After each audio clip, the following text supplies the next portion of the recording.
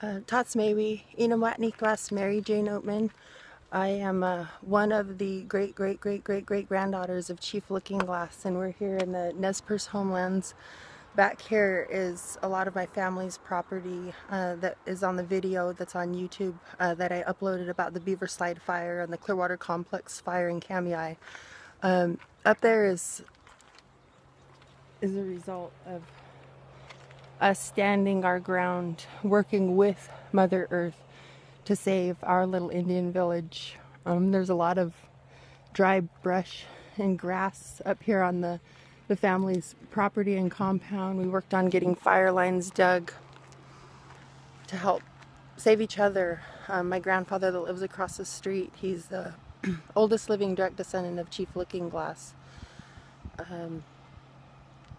Our Indian economy, our Indian commerce is in a state of emergency right now, a state of crisis.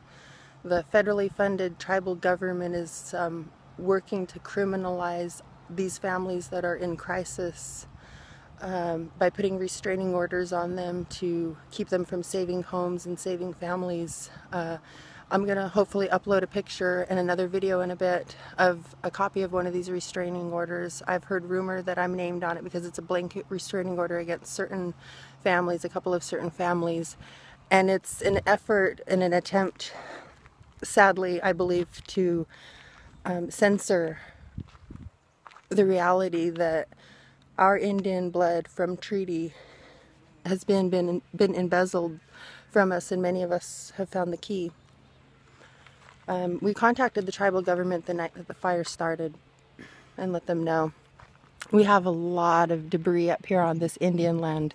We already let them know we don't want to be caught in the crossfire and the crosshairs of fire politics with these different jurisdictions to not cross boundaries onto Indian lands and help save Indian families.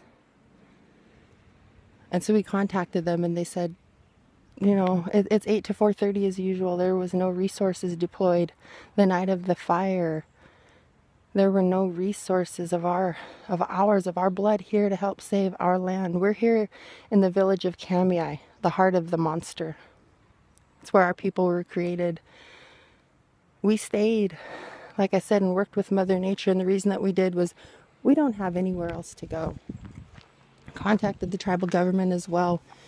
The city of Hanyawaat, as well as the city of Kuski, illegally, without jurisdiction, shut down our tribal firework vendors. And we understand there's fire concerns, but they had no authority to. They can tell them don't like them within city limits, or, you know, that we can work on banning them, but the actual sales of them, that would be like them trying to stop sales of cigarettes in and out of an Indian reservation. So we contacted them and said, since that ban of fireworks, we have thousands and thousands of dollars worth of fireworks that were left over because we couldn't sell them, because people were lied to and told you'll be fined $500 if you go to the Indians and buy fireworks. So this is the truck that I've been driving around because my grandmother's home is not safe. It was evacuated. My auntie's home, she had $10,000 worth of retail fireworks because of the illegal shutdown. So we had nowhere to bring these fireworks. My sister's home was also evacuated. We couldn't bring them there. This is our village. We have nowhere else to go. So as of now, in this state of crisis and emergency, we've contacted the tribe asking them, is there somewhere safe that we can store these? Down in Fort Lapwai, where the government resources and headquarters are. And I guess that kind of tells you the answer to that. They're still sitting in our truck. And as of now, I'm told that I possibly could have a restraining order issued against me from helping fight for families and save their homes. We've been really blessed. San Juan, Navajo hotshots, Indians from all over, they're coming here and they heard that there's politics that are saying let the federal lands burn, let the Indian lands burn, and these are angels. They've been,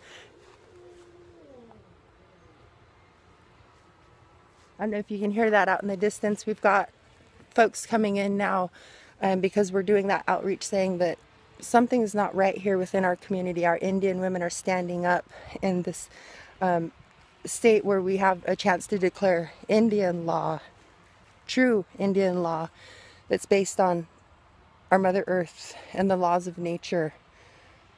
So I really do hope that I get served with that restraining order, because for me, that's just one more piece of evidence, one more factual piece of evidence as to the collusion and the corruption that's happening to milk the Indian blood of 12 Stat 957, those domiciled treaty Indians with a purpose to protect our Mother Earth. And as a mother, a future grandmother, and somebody who knows my blood responsibility is to look out for the great, great, great, great grandchildren, I'm unbreakable.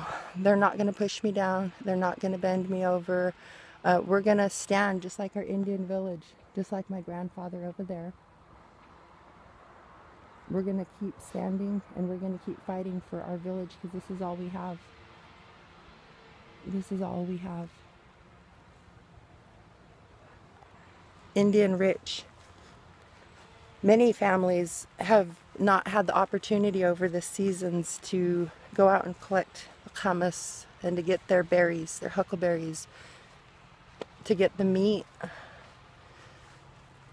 58,000 acres of our homelands have burned.